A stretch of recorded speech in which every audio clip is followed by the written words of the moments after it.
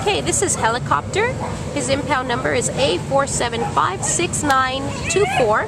Helicopter is about 2 years old. He is a male brown terrier mix, and he's about 2 years old. He came to the shelter as a stray on September 17th from the city of East Los Angeles.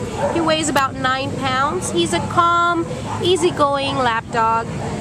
He is slightly timid at first, but once he gets to know you, he will not leave your side. He's great with adults, and we think he's going to be great with children who are gentle with him. Again, he's been here at the shelter, so he's kind of timid at first. So we just need someone who's going to be very gentle and loving toward him. He loves attention, and he walks well on a leash. We think he's going to be a fabulous indoor pet for just about anyone living in any situation. He's ready for his forever home, and he just needs a quiet place for him to thrive and let his real personality shine through. He's here at the Downey Animal Care Center. Come on by and adopt Helicopter today.